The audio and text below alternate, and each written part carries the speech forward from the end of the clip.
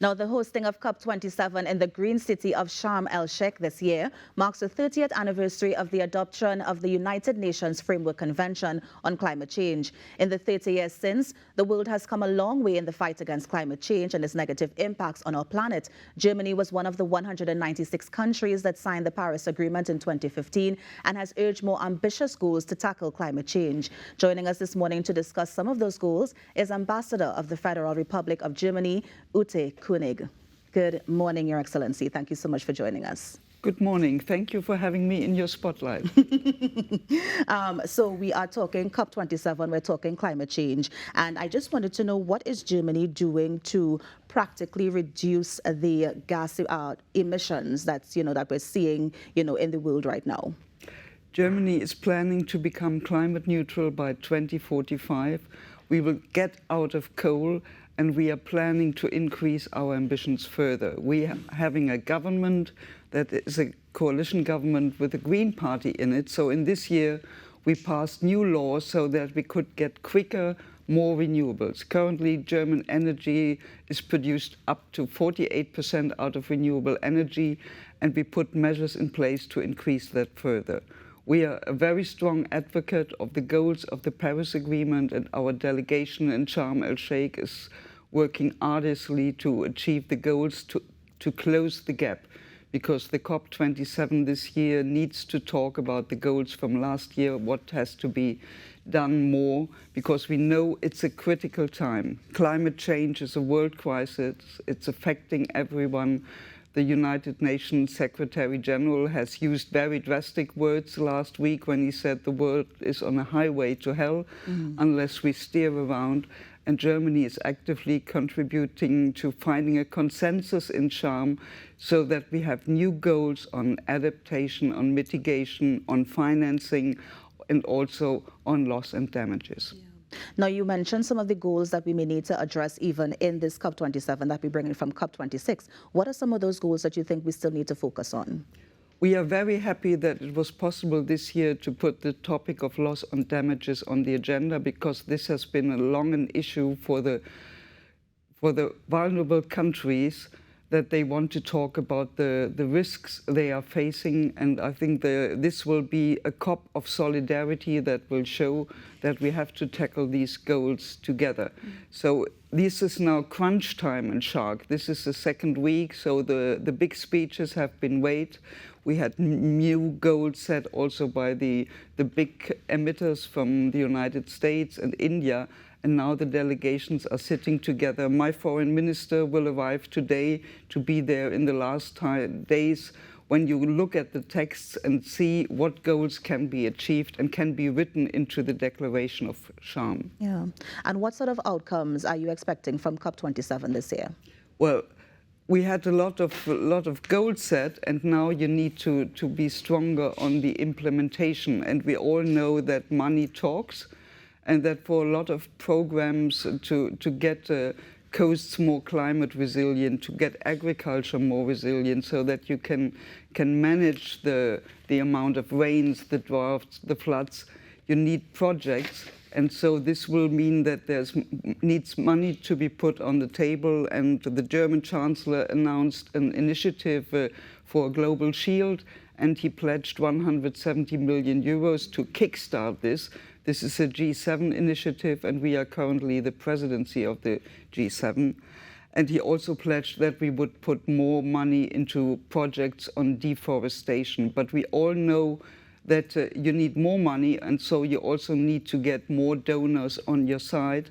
And Germany gives public money from our budget, but we also have private money put to climate resilient projects, and we want to get more private capital involved. And I think you can see that worldwide, that all kind of companies are sort of getting a green conscience, and that the subject of having a transition of energy is affecting everybody, and that they are all willing to put their money where their mouth is. Yeah. No, I'm happy that Germany was able to donate to the fund, but I think one of the issues we face, especially in small island like ours, is that the money doesn't come to us. It almost stays, within that developing company group. And so, what do you think can be done to ensure that we in the small island states get that money to help us with our own fight against climate change? Germany is working together with CARICOM. We're having certain projects regarding clean energy, regarding marine protected areas. So I'm sure that there will be money coming to the small islands. Germany and the small island development states have been very strong allies also when the Paris goals were negotiated, and this global shield I was referring to, which is to look at climate risks, was presented by a joint initiative of the Germany and the so-called group of vulnerable 20s. And so I'm sure that there will be money coming to the Caribbean, but of course, sometimes bigger countries with more population, if you look at it as a per capita basis, it looks like they receive more funds, but sometimes it's also because they are stronger emitters. We agreed a just transition energy partnership with South Africa, but you know that South Africa is using lots of coal to produce their energy, so their share in emitting CO2 is much higher than here in the islands. But we know that you are very vulnerable, you don't contribute as much, but you are suffering, so you are like frontline states in this war. Yeah. And in terms of Germany's position on improving access to international climate, so for example, you mentioned the fact that you have the donation, but how can other developing companies as well access this fund? They should also contribute. That's part of what I said when I said we wanted to get private money Yes. to also assist in projects. It's not that private companies should take the money out of the Yes. fund. It would be getting more funds into it. But we are having projects that are open to calls of proposals where also companies that have good ideas on how to help halve emissions can access. We have a special international climate initiative that's open also to NGOs, because we also believe that it's not just the state and public companies, but also the civil society has a huge impact and is very important in the fight against climate change.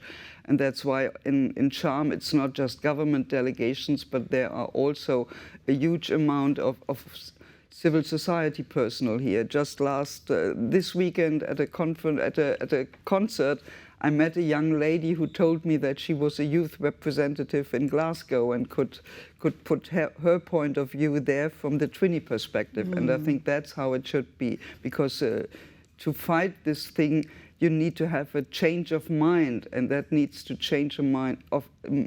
a change of mind not just by governments, but every person on the street. You have initiatives in Trinidad, you want to have more solar energy, and I talked to your people who are going to Trinidad also about your ambition. I know you're planning on getting more solar. I understand it's difficult for a country with your resources to talk about the end of the fossil era, but I think that it's clear to everybody. I like that you went there, Your Excellency, because I'm wondering, so then how can you encourage, countries like us to transition to, renewable energy? Because, you talked about South Africa and the fact that they are heavily reliant on coals. We are gas and oil rich, and that is one of our biggest revenue generators. And so how can we, make that transition to renewable energy rather than depending on the fossil fuels? And how can Germany help us with that? Well, I think you're already on the way. I was only this year present at a project at the airport, Piaco, when a solar panel plant was inaugurated there, and that was financed by money from the EU delegation. Germany, together with our European partners, we are very big donors of finance. And I know that your government also looks ahead to the future and that you're planning an even bigger solar plant that should contribute 10% of the national energy consumption. We all say that in the long run, solar and wind energy will be cheaper, but of course you need an investment at the beginning. And we know that for countries that are resource rich, of course, they want to make use of their resources before changing, but the world as a whole will have to change, and I think the government is also committed on this. But we know that some countries move quicker than others. Germany's goal is to be there in 2047.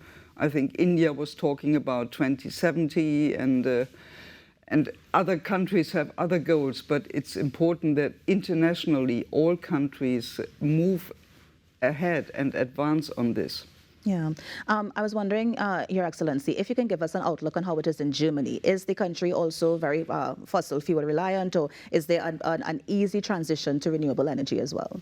Well, Germany had also put a lot of hopes on gas as a transition energy while we are phasing out coal. And you probably know that we have a worldwide energy crisis, which leads to higher prices, which are good for resource countries like Trinidad. A windfall right now, but in Germany, we are currently, we put some of our coal plants back online, but let me assure you that this is just a temporary measure. Only this week there's news from Germany that we will now also start importing LNG. We've got a floating terminal that's ready, but Germany is committed that more renewables will be built every year, so that by 2030 we can phase out coal. The government has accelerated our phase out of coal. It was planned a bit later, and in order to make up for an increased use of coal now, they said on the whole we have to get out earlier. We know that this decade, this is the critical decade, and our climate envoy in Sharm says she's fighting for every centigrade of temperature, because to keep the 1.5 goal within view, we will need to strive very hard to implement our measures. Yeah, and of course, Your Excellency, final thoughts.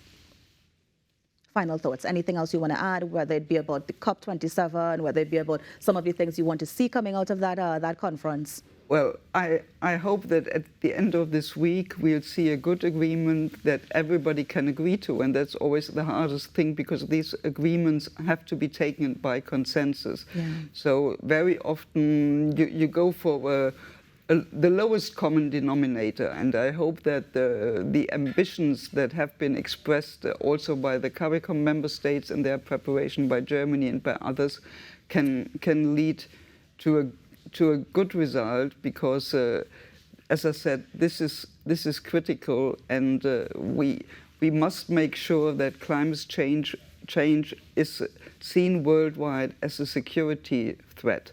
It's not just an issue of words at conferences, but we have seen, especially this year, with the aggression of Russia against Ukraine and what we call the war with energy, that being independent of one kind of fuel will also help you in the security field. So this is a strong point for all the delegations, and what I get from feedback in Sharm is that they are working very constructively. But only at the last day, and let's keep the good hope up. Yes, so that the conversation doesn't end just at the end of the conference, but it continues, of course. No, it will definitely continue, but we need stronger goals. Yeah.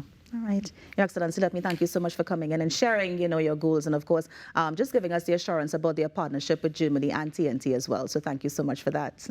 Thank you. And that was Your Excellency, the German Ambassador, Ms. Ute König, just giving us some of the ambitious goals that Germany has as we tackle climate change. In the Now Morning Show, we're going to take a break and be right back. Stay with us.